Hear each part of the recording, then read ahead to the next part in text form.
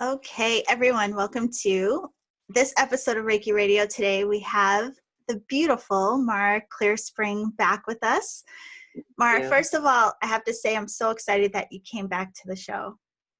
Oh, you're excited. I'm excited. I can't believe it's been so long, actually. The year just went by so fast. Fast. Oh, it did. And my first interview with you was so easy and fun, and I didn't have any expectation, and I got more than I could have imagined out of it. It was really fun. So I can't wait to see what we stir up this time. Well, that's what I was thinking. I was like, oh, my birthday twin's coming back. This should be a lot of fun.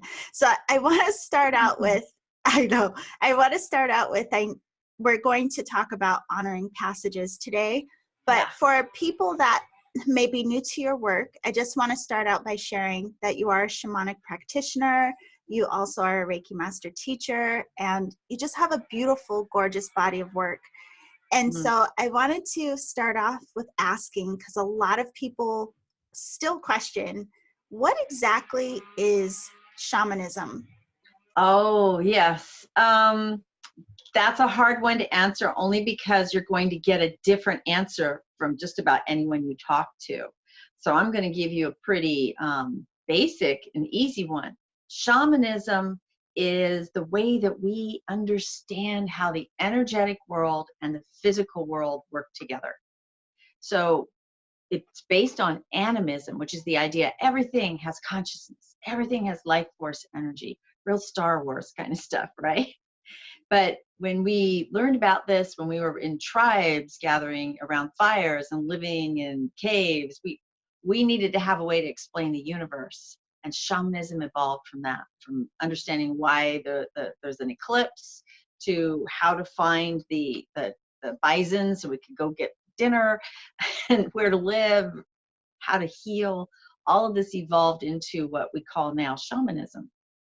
So it sounds like in a lot of ways, it's our connection, or recognizing our connection to Earth, universe, all of these different layers.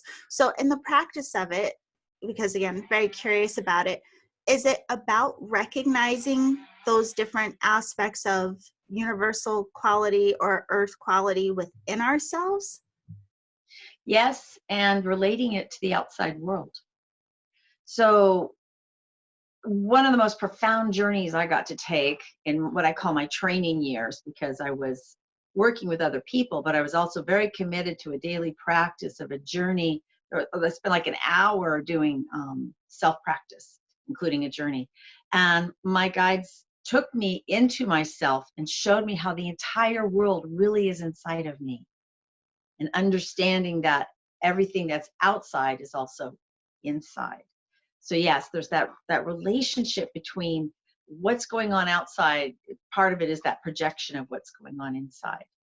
But an important part about shamanism too is our relationship with our archetypes. So power animals, helping spirits, different modalities, if you will, or different traditions of shamanism might have different names for them. But these are consciousnesses that aren't in human bodies, but we still can have a relationship with. And that's an important part of shamanism.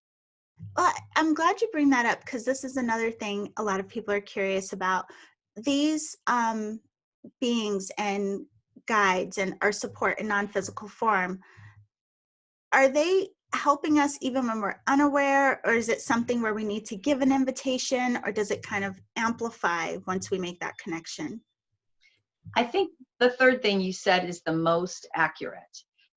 We as souls have an existence beyond this life, and we made agreements, which we call soul contracts, to have certain experiences, or to share certain purposes, or to meet certain people, or do certain things in this lifetime.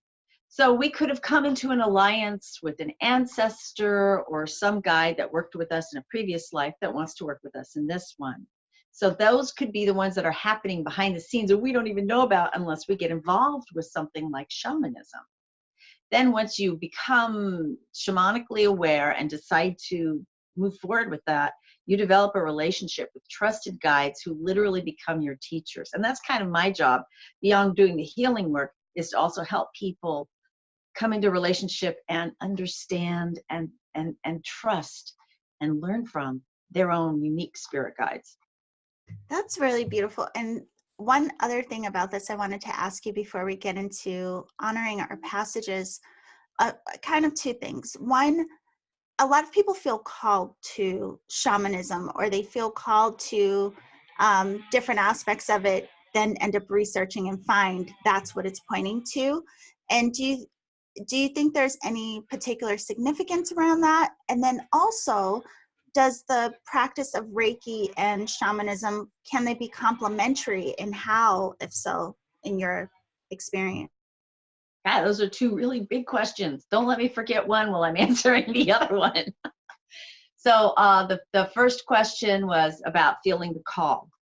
I like what Dr. Violdo says. He's the one who wrote Shaman, Healer, Sage, and a bunch of other great stuff. And he says, when we call, spirit answers. And when spirit calls, we answer.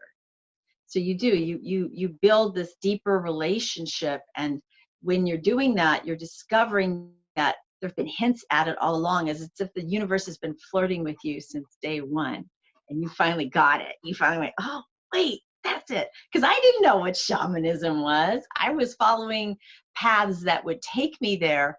But in the end, it wasn't until I was literally in a class being taught by someone who has become a shamanic practitioner that I realized I was studying shamanism. I didn't even know it.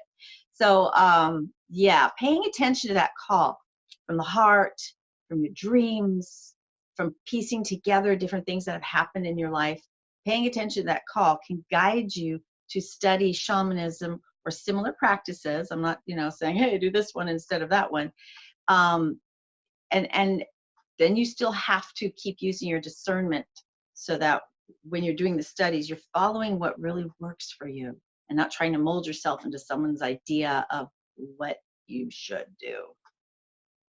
Yeah, that's really beautiful. I'm muting on this side because they're cutting trees in my yard. So I'm like, But the other part of that then is with Reiki. So I've heard a lot of stories of once people are called to Reiki, and then there's this opening where they feel called to shamanism, or sometimes the other way around.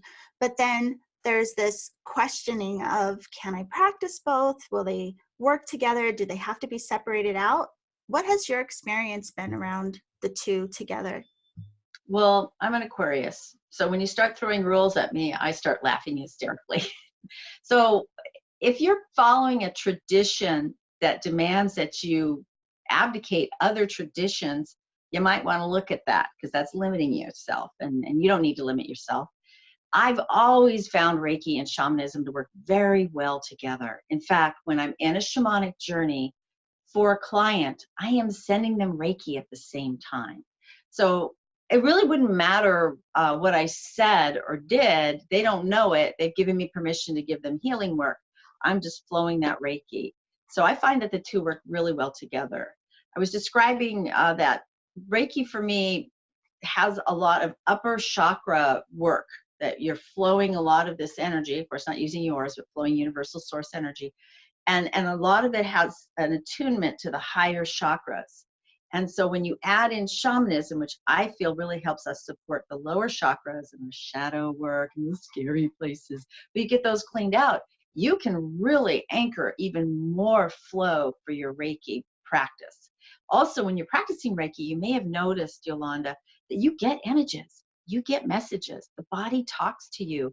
And when you have a shamanic background, it gives you a better framework with how to work with that and how to further help your client.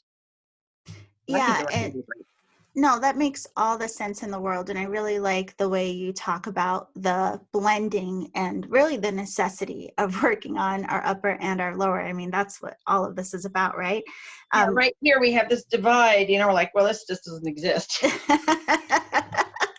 Yeah, and the funny thing is that, a lot of us do come into this with a lot of focus on the upper, and then there's that, something shifts or comes in and it's like, oh man, like, am I even in my body? Like, what's going on? So I love really hearing that, that connection of how they both highlight particular things, but how they can work together. And I think that's the beauty. I think so. I think you're so right. It helps us to calm the mind and calm the body. We can get the mind and the body in agreement. That's big. Yeah. I don't want to go over that, what you said, calm the mind and calm the body.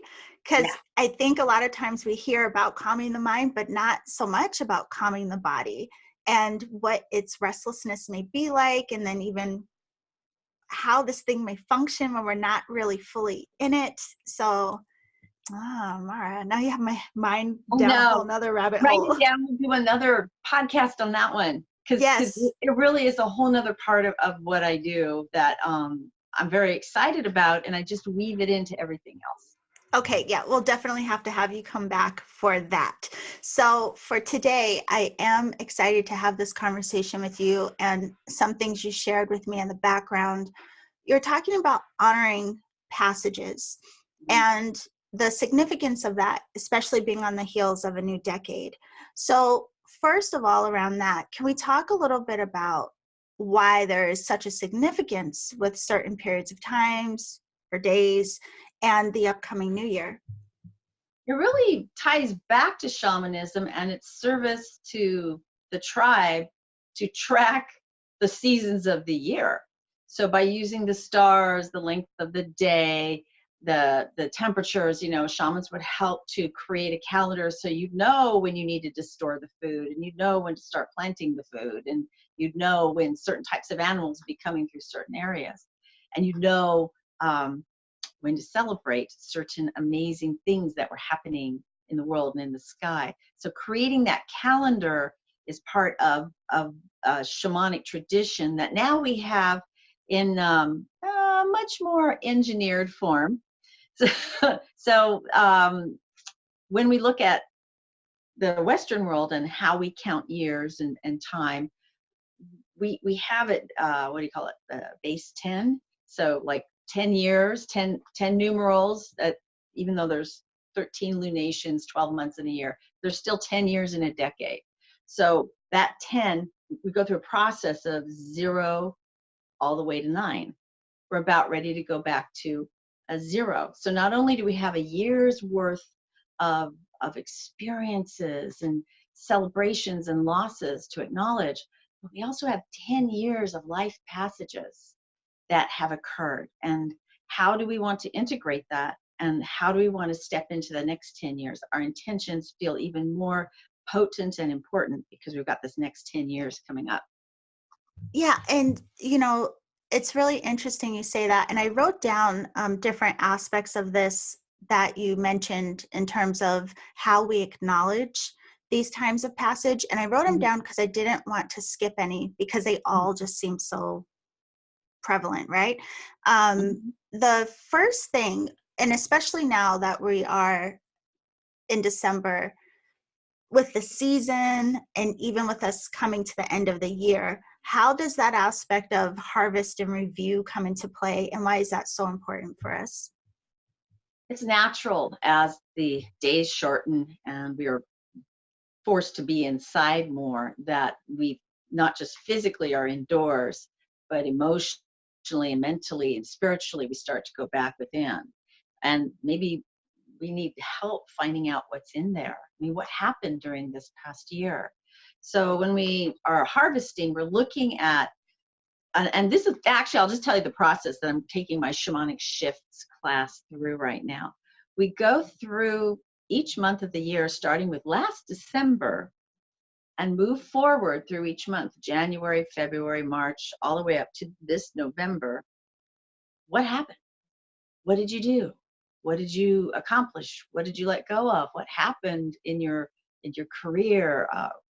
People who've passed, people who were born, so many things. And to just look at how, well, yeah, you're tired. It was a long year. We did a lot in that year.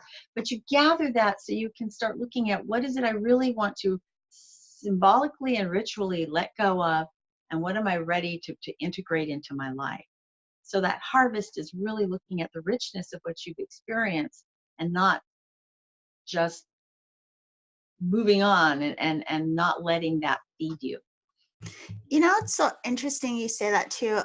For two things. One, I think a lot of people think like, oh, I'm only supposed to look ahead, but we learn so much hindsight, right? And I mean, we do. And I think it helps us to acknowledge our growth, which, you know, we can judge ourselves a lot. We're pretty good at that. But it's nice to also be able to, you know, cheer for ourselves. But it's interesting you talk about the death and the birth. Mara, I have to tell you, I don't know, like just in the last couple of weeks, I've seen this play out in such interesting ways, like literally though. It's been a very interesting season of seeing this death, rebirth, like these, I don't know. We tend to fight that. It's like, oh, I don't want that to be real. I don't want, I get attached to things. Oh, I do. And I don't want to let them go. I mean, I'll keep a piece of clothing well past the point I should have let it go. So when we're talking about a beloved pet or a treasured aunt or whoever who's transitioning, I mean, the acknowledgement of the transition means giving ourselves that opportunity to heal. And not, okay, I should get over this. Oh, how long am I allowed to be in grief? What are the normal days that I should be in grief? All these weird judgments that we have. So it's not staying in the past, it's acknowledging it so that you can move forward with grace and ease. It's beautiful that you put it that way, because I think in a lot of ways too, we don't consider how healing our mourning could be, not just for us, but perhaps even for those that are in the transition, you know, allowing that process, that movement of energy to go. There's a number of people in my, the tribe of people I hang with. I say my tribe for semantic ease, but there's just amazing groups of people that I call them clans. And then we all come together at various times or overlap, and then we're the tribe, right? So there are a number of them that pursue continued studies, and some have careers in being death doulas and helping people not just move through death, but the family move through the time after death. And that's an incredibly profound honoring and releasing and giving people tools. They don't have tools for death. When you hear let's say you hear somebody's got stage 4 cancer and they have like a 15% survival possibility. It's hard to know what to say, right? Like everything that we think of saying might not hit right, or we just don't know what we'd want someone to say to us if we were in that situation. So having an opportunity to be presented with other people that have had that experience and can share with us, those are the ones who did that rite of passage, who had the experience and learned from it, or studied actually how to work with it. So that is part of the whole death release process, I think. Yeah. Of it. No, truly. And then it's interesting too, because then coming back to the shift that we're going into, the different changes that I've experienced over like about the last 10 years, I started calling them death cycles because that's what it felt like, right? This falling away and like coming back and just again and again. So I wanted to ask you about that. It's very specifically related to coming up on a new decade, because, you know, is there any significance to it being a new decade in of itself, but also 2020? What is the energy around that? Yeah. Okay, so let's go back to 2012, because in 2012 we began that whole series of squares. Was it Saturn Uranus squares? Let me look. I wrote a note. Yes, Uranus square Pluto. Sorry, had that backwards. So when we did that, when we hit the infamous 2012, end of the world, everything's changing, new paradigm, and it's true. Aren't things massively different from when we went through 2012? Yes. So that was the end of a big, giant, huge cycle, right? Has to do with Venus and the Mayan calendar and all that good stuff. Well, this is our modern contemporary calendar. as I was saying, going through the digits 0 through 9. 0 is the start, 9 is the completion. So we are in the year of completion for the decade as a group consciousness agreeing to this calendar. We're plunging into the 0 year, and it's a powerful year because we've got a double number, 2020. So the 2 energy gets magnified and amplified by the 0 energy, and then that gets double amplified by the 2020. So that's all numerology, which we really weren't going to talk about, but it's still part of the whole deal, isn't it? Okay. Yeah, just go. Yeah. And so when we filter that all down, it's about foundations. So we have this new foundation. We're starting back at ground zero, the first level of a new foundation for how are we going to build our lives for this next 10 years based on what our dreams are and our desires and our new discoveries about ourselves, blended with what we learned in the past 10 years. Also, we start out this decade with the, sorry, I'm freaking out on the planets here again. So let me make sure I say the right ones. Saturn conjunct Pluto. So, and why am I talking about astrology? Because shamanism embraces the stars, and this is our current understanding of them right now. So that's where I'm coming from. So Saturn is about manifestation, and Pluto is all about taking things apart. So when these two are matching energies right at the beginning of the year, January 12th is when this peaks.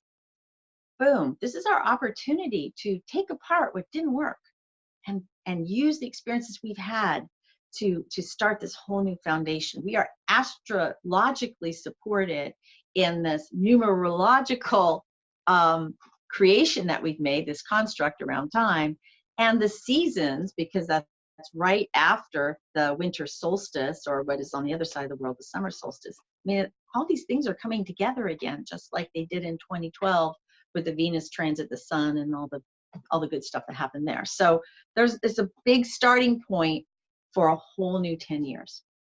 I love that you frame it the way that you do, because even in the way that you say it, it highlights how this can be such an opportunity for us, the deconstruction of, or letting go of what is no longer working. And then what do we do with that? You know, that makes me think of Saturn too. Like, so now what are you going to do about it or do with it? Right. And I think, you know, some people hear that, especially hearing those 2 planets, and they're like, no. So I really love that you frame it that way and how this can be of support. Well, they're considered malefics or shadow planets. And so what? When are we going to stop running from our shadow and just turn around and say, okay, let's do it. Let's make it happen. You know, and that's what I'm about. A lot of power is hidden in the shadows. So running away from it is kind of crazy. Yeah. So the thing about this too is it started, a year ago? It's about a 2-year thing, but it's exacting in January. So with this, even with the first part that you spoke about with honoring passages, does that kind of play into why it can be so helpful for us to do a bit of review and taking stock of? Yeah. Because the energy is really supporting it. You're not wallowing. You are digging through. So you can create that fallow ground that can rest. Let's do our work before the 21st of December, if we can. Let's do our work to take a look at what happened through the year. Take a look at what happened through this past 10 years. And do that thing where we're making amends in some way, shape, or form, either within ourselves or even with other people, to completely, as best you can, let's demo what wasn't working. Imagine you have a property and you have a house that's just full of dry rot, and the pipes are all corroded and broken, and the roof needs repair, and even the foundation's cracked. Okay, let's just take a review of that, figure out what we need to do, and then raise that thing and start some new plans and begin a new foundation. So it really does all tie together. Well, that kind of leads right into, it's a beautiful segue for another point that you highlighted in honoring our passages, is healing wounds, like allowing ourselves this space for healing as part of our transformation. So can you talk a little bit about that? Because I think there tends to be a lot of judgment when we recognize that there's something that may need healing and people think they're broken or something's wrong with them. But can you talk about the beauty of allowing this healing process for yourself?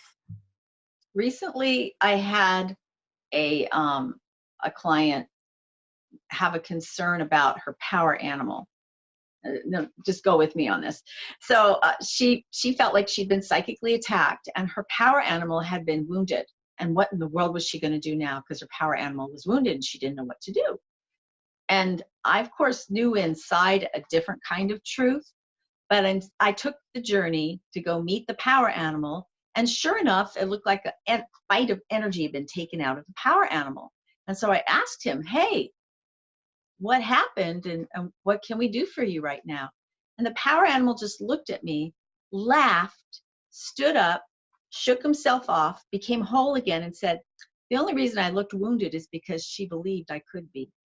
And then took a run off.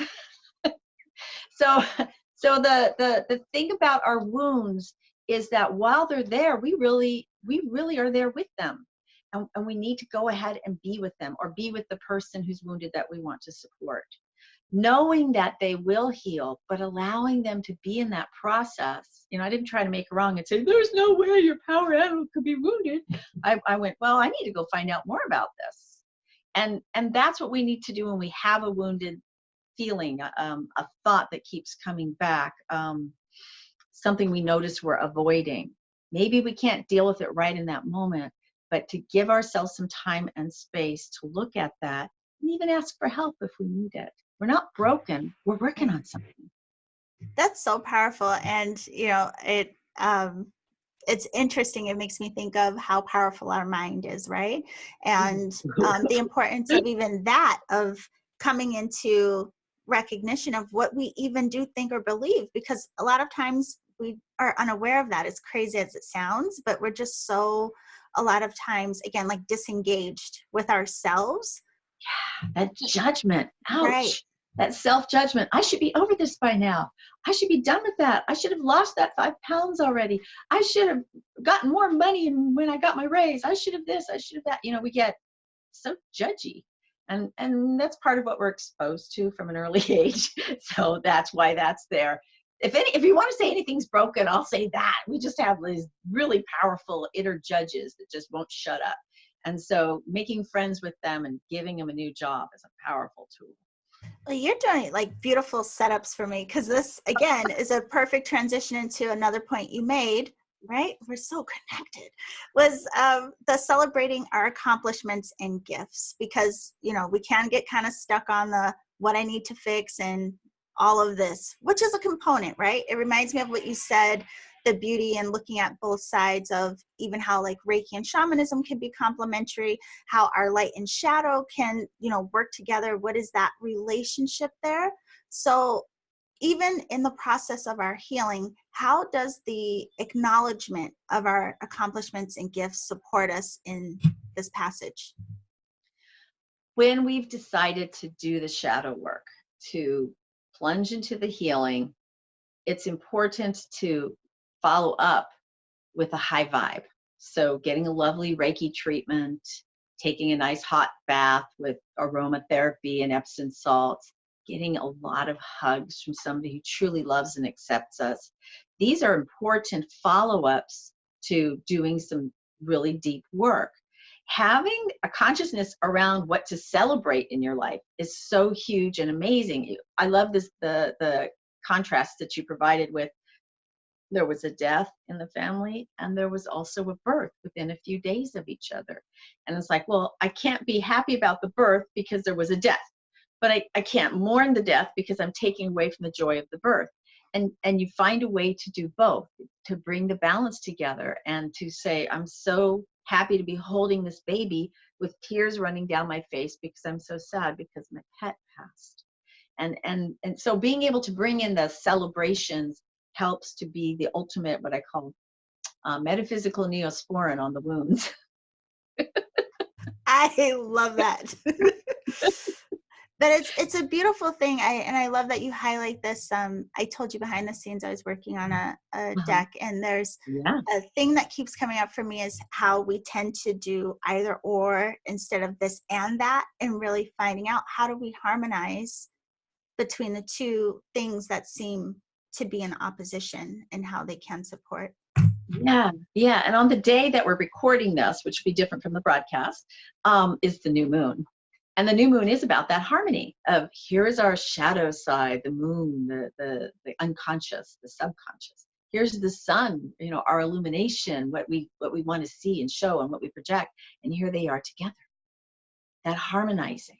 That's what it's about. So you can't have the moon and the sun separate in this regard. They're part of each other and part of what creates the earth. If we didn't have the moon, the earth would be a very different place. So our very solar system is an excellent model of how balancing light and dark helps us have the most satisfying existence. And it's beautiful that you frame it that way, because there's something underneath that, and I just feel it as you're saying it, the acceptance that comes along with that, instead of trying to reject or hide from different aspects of ourselves and only think we can be good enough if all of the shadow is gone. I think something about the way you're saying it and what you're saying, it just feels so just like, oh yes, sink into and accept all of these beautiful layers of you and how they are supporting your forward movement, all of these passages that we make. As we're letting go of something, there's that sweet pain of almost a nostalgic pain of, oh, that will never be again. Yeah, it probably won't. But something else will come in. And it's okay to be sad, and it's okay to anticipate something new at the same time. It's celebrating the tears in a weird sort of way. It's that sense of that I have, my phone's making noises, sorry. It's that sense of I did this thing. It's like, okay, this is a very weird story. Can I tell you a weird story? Please. All right, so I have this beloved car. It was a Honda. I bought it brand new. It was my first brand new car. And I'd had it for 22 years. I loved my car. I didn't want to let go of my car. But my guide said, Mara, you need to get a new car. This thing's 22 years old. You just need a new car. But this one's fine. No, we want you to get a new car. And you should never let your guides boss you around. I just want to say that. This was a long-term conversation over a few years I had with my guides. So I'm parked at a light, waiting for it to turn green on just a regular street. And all of a sudden I hear this, and this SUV hits me at the back end of my car. Boom, real hard. Wow, what a shock. And in the end, the damage was so severe they had to total the car because it exceeded the value of my car, even though my car could run still. And so I used that experience not only to buy a new car, but to have a talk with the universe. Because if my car hadn't been there, the people on the bus stop across the street would have been where that car hit. And that car had that thing where you had the accelerator problem where you hit the brake, but the accelerator goes all the way to the floor, which is why that had happened. The woman had clearly not intended to drive right through my car. So it all worked out in the end. But Yolanda, I still mourn my car, my Honda, even though I have a perfectly good new car. I still mourn my old car. And that's just the way it is. There's a mixture of I had this great car. It still ran. I love that car. But, oh, my gosh, if it was going to be given up, then it was given up in great service, and nobody really got hurt. Shipping up in a car, but no cuts, bruises. That's the beauty of really what stood out for me in your story was that ability to see the bigger picture. And I think a lot of times that helps us with even if we're still sad, still having that recognition of where there may have been benefit in the situation or something that was supportive of, or just whatever, it can soften that a bit, And you don't always know and why. I like telling my clients and students that the question why can be very unhelpful. because you get all stuck on meaningless details. The why isn't what's important. It's what happened. How did everybody deal with things? How are you feeling now? What has changed? That's more important than the why. If anything is being stuck in the past, it's getting all ground into the why on things, as far as I'm concerned. The why isn't as important as the fact that I could still acknowledge a nostalgia for that car. And that there were days where I would tell the universe, I'm really mad about the way you took my car away, and I am not open to being hit by somebody again in order to save someone else's life, which of course is not true. In the end, if my getting a dent on my car is going to help somebody else not have a big Ford SUV land in their lap, okay, I guess that's what's going to happen. So interesting too. The way things are orchestrated. I think that's what's so interesting to me about life, like when we can kind of expand out and look at all of the moving parts. And it's such an interesting orchestration of life, and even some of the toughest things that we go through, and how it may open up windows or make connections for us that also carry great significance, yeah. Then that becomes part of the whole passage tapestry that we're weaving. Imagine that you're just creating a lifelong tapestry. And once you've come to peace with something, it can become part of the tapestry, but not something that is needing active work as you go forward. Yes. I love that. And I like even the visual with that, the tapestry that we keep on weaving as we go. And I wanted to ask you about too, because you did mention this, and I would love to hear more about it. You mentioned vision integration of these different shifts that we go through. So what does that mean?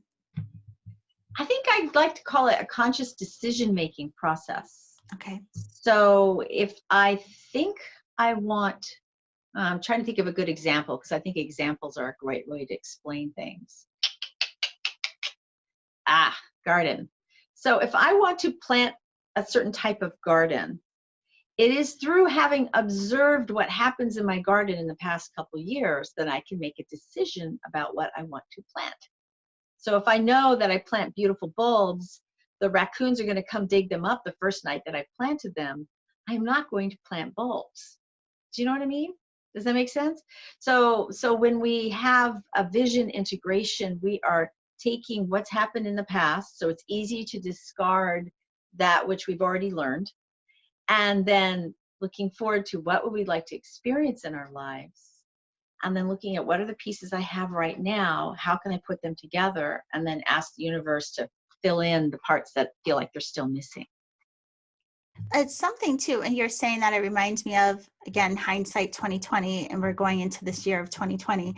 I mean, and maybe it's so important because of entering a new decade period, but it seems there must be it feels a little more weighted, right? Like this looking back, like where we started in this conversation, this process of review, allowing the healing, allowing the mourning, and also acknowledging accomplishments, all of these things, that the hindsight as we enter 2020 seems very significant. Yeah, it does, because it's the foundation you're launching from. It's the fuel for your rocket engine. It's the fire on the tip of your arrow. But in the end, your vision for the next 10 years has to have space to grow as well. Right. So there is an artificial pressure that comes from pretty much media, I'd say, but maybe there's something inside too. There's an artificial pressure. You've got to do something in this certain time and be done with it. Boom. That's not necessarily true. It can give us even like white fright, what they call when the writer looks at a blank page and doesn't know what to write down, or when you choke and you don't know what to say. So taking that pressure off, I think, is super important. But at the same time, understanding that we are in a potentizing time. That 0 I was talking about. So 2 is the number of synergy, partnership, bringing two things together, the light and the dark that we were talking about, life and death, bringing that together. And the 0 is infinite possibilities, because zero is really everything, right? So, so infinite possibilities in your partnerships with yourself and with another person, with yourself and yourself, with yourself and your destiny.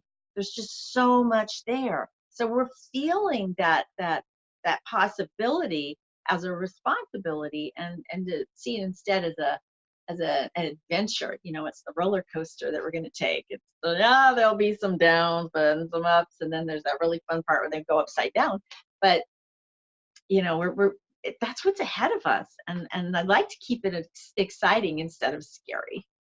Yeah, and I love that, the idea of like our mood and the way we're looking at it as we go through it. But I wanted to ask you about this too, because you also mentioned how we can pick up the pieces to make something new, right? And especially with you mentioning the which was it, Saturn conjunct Pluto, and it being exact like right after we get into the new year.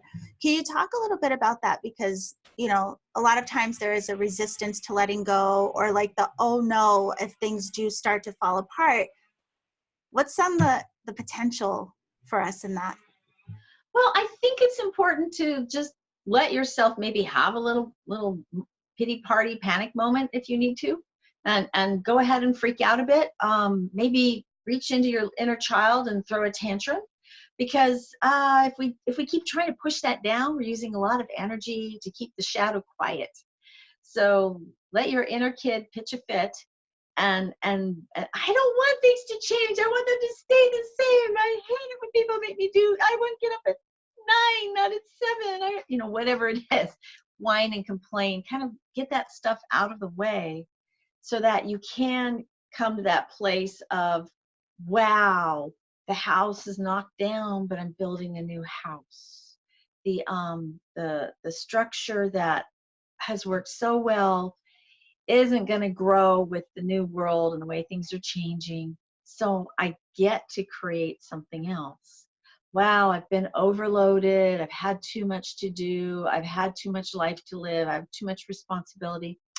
This is a really good time to make a change, to give yourself the comforting that you need, and then start to remember and invite all the different ways that support you in just going for what you want, going for something new, being brave.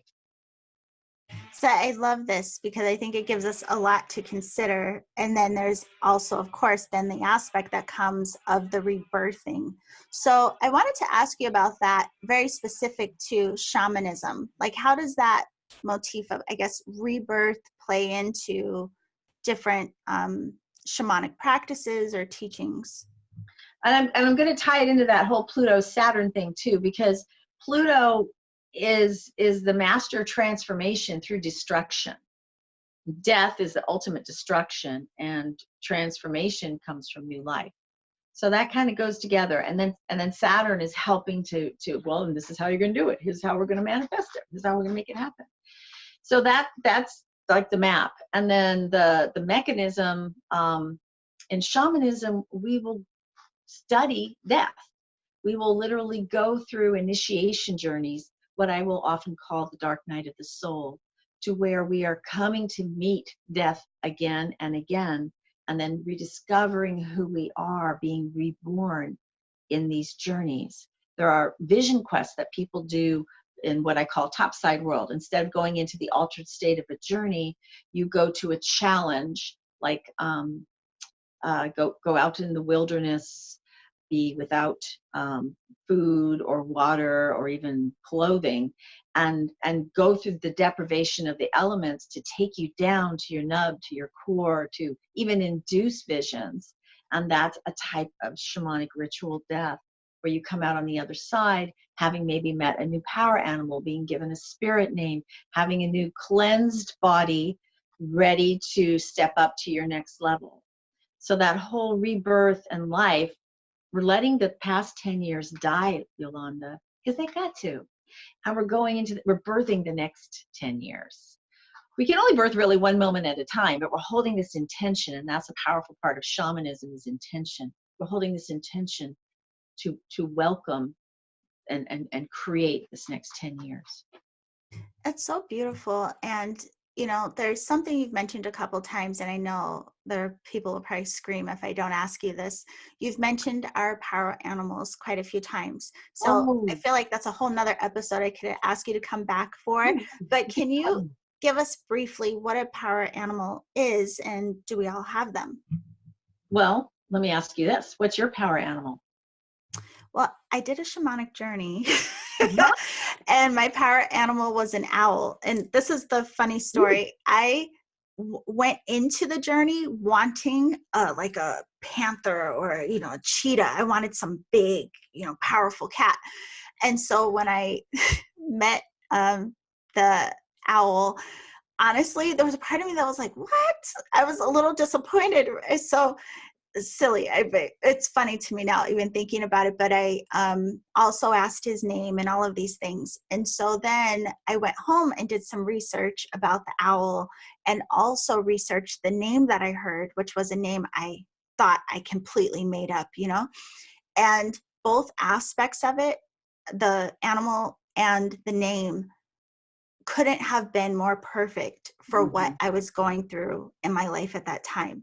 So that leads me to a follow-up question for you. Do our power animals change? Yes. Okay. So the power animal brings us their medicine that will help us at the time we need it. So our power animals will change as we need different medicine. So when you have the owl step in, that doesn't mean owl goes away forever, but it does mean that another animal might step in for you now. Like you've been dreaming a lot of things in this year, so you may have been working with lizard medicine. Because Well, Mara, hold on.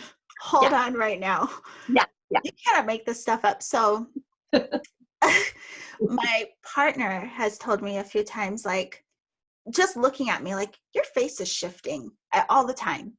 And sometimes it's a different looking person, like from a different time, but sometimes it has like this kind of lizard kind of quality. So recently I was at just last month at a medical Reiki retreat, and someone else said in the class, oh, first of all, the teacher, who's also an Aquarian, she stopped in front of me. She's like, whoa, your face is shifting. And then she just carried on in the Aquarian way and like fluttered away. But What are after, you talking about? yeah, like, whatever. And so then after we had done a meditation, someone I knew who was there, their husband came up to me and was like, I saw you, it looked kind of like, I saw like some lizard energy around you. And I was like, huh, that's interesting. So it's funny that you say that. I can't believe that's what you said. Yeah. Oh, we call them random shamanic examples that happen to just hit the nail on the head. It happens all Right. the time when you're in this business. So what is the medicine of that? Lizard is doing what you've been doing. You've been dreaming your world into being. You've been seeing what's between the layers of what's happening, what's possible, what are the parallel realities running next to each other, stepping outside of time to do that. Have you had days where you thought, oh my God, I've had twice as many hours in this day that I had yesterday? Yeah. The other way around. Well, I've had that, but I've also had literally, I just a week ago where it looked in front of me. I was sitting where I'm sitting now, and it looked like the best way I could explain it is as if I was seeing like a portal, like you know, being able to literally see through another dimension while just sitting here. And I was like, what?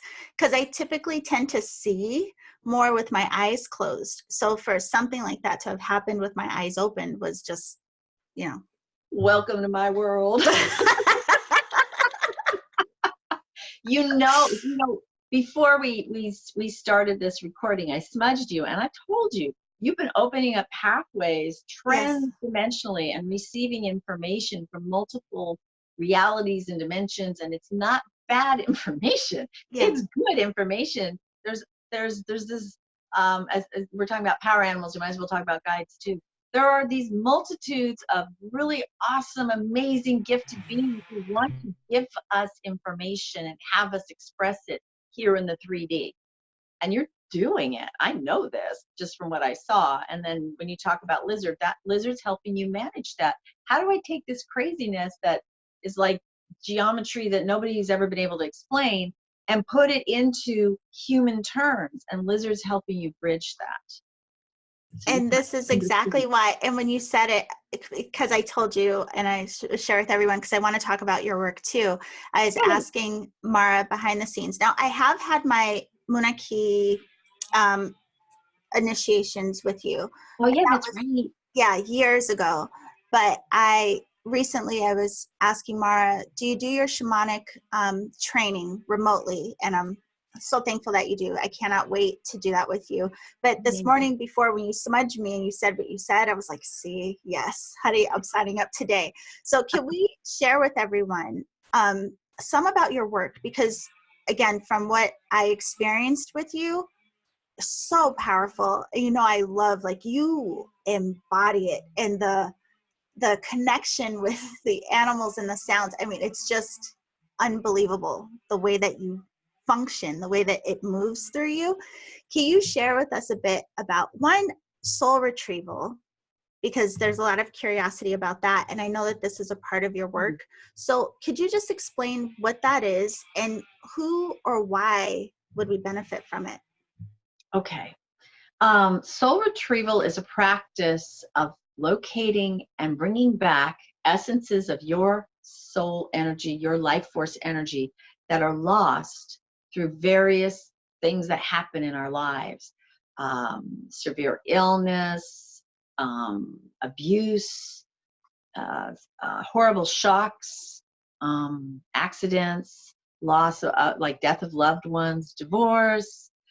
Recently, I had someone have a car accident, and she lost a soul part as part of the car accident because it was such a shock, just such an unexpected, strange accident that occurred. And so I had to get back that part. The energy gets stuck there because it can't get past what happened, or it felt like the whole being was going to die. So I need to jump off the ship like a rat leaving the ship. I need to jump off here so that I can preserve some of this life force energy. So when the human life is ended, I can rejoin the soul. So rather than wait until we pass, let's get our soul parts back while we're walking on the planet, and retrieve the gifts that were left behind when the soul part left. And that can help us heal from those kinds of horrible life experiences. It can help us to replace what happens when we have those holes in our souls and we put other things in there. So other people's ideas of who we should be, addictions to other substances, sometimes even darker things can get attached. So when we have our whole life force energy back, we are much more resilient, much more able to withstand influences that aren't good for us and get clear about what it is we want. So any other kind of healing we do from that point forward, or any kind of training or life experience, just more wholeheartedly penetrates where it needs to go. Yeah, that's a really beautiful thing. And that makes me want to ask you about too, I don't want to forget about your shamanic training. So I want to say you do offer it in person in San Diego, and a new training is starting in January, but people can also do private with you as well, correct? Absolutely. I do private both in person and by distance. I have people that we use like video calls or even phone calls to do shamanic training. I have a specific way that I like to get people set up to get the basics of how to do shamanic journey and how to do it.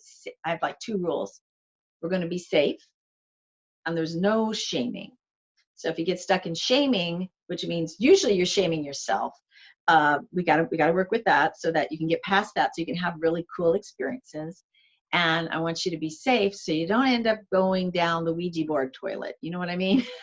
Just, you don't need to do that. You really don't. There's way more rewarding experiences to have. Yeah, that's really beautiful. And again, I'm so excited because I am going to sign up today for the private training. But I wanted to make sure that, since, especially given the conversation that we've had, so for people who are local and in San Diego, are you doing anything or offering anything specific to the solstice or moving into the new year? any events? Oh, yeah. I am going to, and it's not on my website yet because I've just been crazy, busy. Just did this craft fair. I just started shamanic shifts for my advanced students. And that's a special course I do to move from the 2019 to 2020. I do it every year as we skip from one year to the next. But on the 13th, Friday the 13th, wow, I'm going to do a shamanic fire ring drumming circle in my yard. And we're going to have a white elephant gift exchange. You know, that whole celebrating thing. So we'll be saying goodbye to the year, but experiencing the gift exchange. And then, oh God, I should know what date it is. I think it's, December 20th. On December 20th, I am going to do a combo Facebook Live and in-person winter healing ceremony.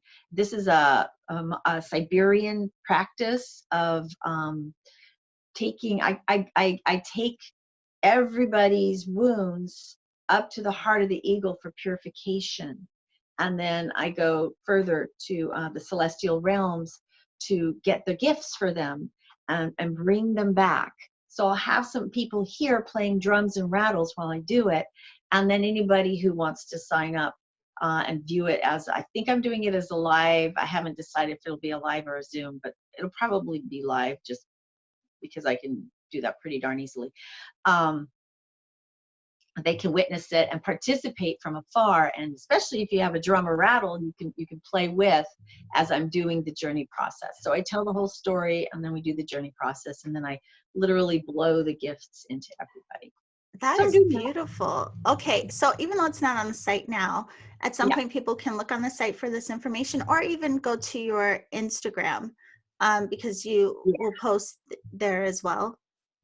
Yes, I'll put it on Instagram. I know emails like outre, but you know, I get on my email list. I will send out an email about it. But yeah, if they go to my website, I should have the events up today, which means by the time that this is shown, people will see it. It'll be on the website. They can sign up from the website, no problem. Well, you also have another event that a lot of people have an interest in, especially, you know, setting our intent for the new year. Oh, Money Honey. I even love the name of it. I was like, ooh, Money Honey. Yes. So you talk to us a little bit about Money Honey, and can that also be something that people access remotely? Well, right now, that's a great question because I just did Money Honey, and it's had some really awesome effects of people posting, you know, like they did the process and then boom, money flowed in, and I kind of like don't want to promote like a one pill solution to something, because money issues are more than one instance. But it is kind of fun to see the results that are coming in. So I might do an additional Money Honey. I did it as both an in-person one night, and then another night I did it as a live. So I think I could be convinced to do that again. You'll probably get that in your inbox after this. People, what? I'm doing. And then I'm doing a Shamanic Treasure Maps 2020. So that really kind of aligns with the whole vision integration. So I take people through a shamanic process to help them get into a place of being ready to draw their maps. Then we do a project of drawing the maps. And then as long as Laura and I can work it out, we usually do a shamanic sound journey afterwards. So I take you into a guided journey through your map, and then we just let you go with gongs and the Tibetan bowls, and I have a didgeridoo, and it's amazing. So a lot of cool things coming up for December. Yeah, it sounds like a lot of amazing things. And again, I just want to point out that your shamanic training does start in January for the in-person. For the local. Yeah, the local in-person, and it's only 12 people. So other than that, it'd be one-on-one private training until, you know, I figure out how to do it online as a group. I just honestly just haven't had time to figure that out yet, but I think you're going to help me with that. Yes, I will help you with that. And I mean, that's such a cool way to start the new year. And that's why I'm excited to schedule mine with you now, because I'm like, oh, this is, even for me, I think symbolically, like sometimes taking steps that are very initiatory for myself, like making that decision. I like to be in collaboration with movements that I feel are coming. I like to also like consciously make that choice of, yes, I'm willing to go into this next stage of initiation in my life. So I am very excited to do this work with you. And I am so thankful that you came to share all of this with everyone again. I just want to restate what you were saying about initiation, and that is what we're stepping into for 2020. Yeah. Each of us has our own unique life path and rhythms, but as a whole group, as a whole humanity, we really are stepping together into this new phase, this new way of being in the world, all these new possibilities, and we're doing it together with agreement, the number 2020, with agreement, new year. So that's potent, and that's what a lot of us are feeling, and that's that antsiness beneath the skin. I need to do something kind of feeling. Yeah, you do. So using these kind of processes of letting go and then inviting in, observing the death, and celebrating the life is going to get us there in the most kind way possible. That's really a beautiful thing. And it's funny you say that too, because that is what I've heard a lot of. I've experiencing it myself, but so many people feel like this restlessness, and there have been so many levels of deep healing coming up, but still this other aspect of the mind, like something's about to change and you need to step up and do things differently. So yeah, gosh, so much. This does feel very significant. Yeah, and really, if, right now we just had Mars oppose Neptune, and we're still in that influence. So that makes us very restless. We got to do something. I need to do a thing. And then we have the Saturn and Pluto conjunction coming up, and that is like there's this thing that is going to happen now. So we're feeling that urgency. Whether or not we're even tapped into the astrology, we're feeling the energy of it surrounding us, especially folks who've chosen to open up and see and listen and observe. Yes. I'm sitting here thinking, there's so many things I hope you'll come back and talk to us about. Also, I'm like, wow, a retreat with you would be amazing. Have you thought of doing any retreats, maybe 2020? Yeah, that's an idea. I was actually invited to be a participant, like a presenter at a retreat. And I turned it down because at that point in time, I was not in a place where I could imagine having the time to even plan it. But I have felt the call. So yeah, let's dream that in. Yeah, we'll dream that in and then have you back to talk about it. And I'm coming, so you know. Yeah, that's fun. Yes. So I want to make sure that everyone knows how to get in contact with you. And I know your website, maraclearspring.com, has all of your information. People can sign up for the newsletter, get beautiful information from you. But how can we connect with you on social media? Well, I decided to keep it simple a long time ago. So if you want to see me on Instagram, it's at Mara's Clear Spring, Mara Clear Spring, in one word. And if you want to see me on Facebook, I have my timeline, my personal timeline is Mara Clear Spring.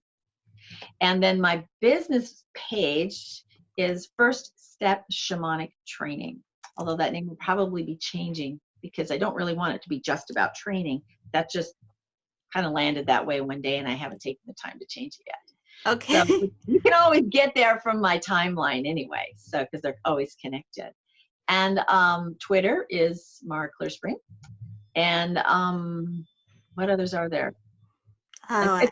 Everywhere else, it's always just use Mara Clear Spring, and that makes it easy.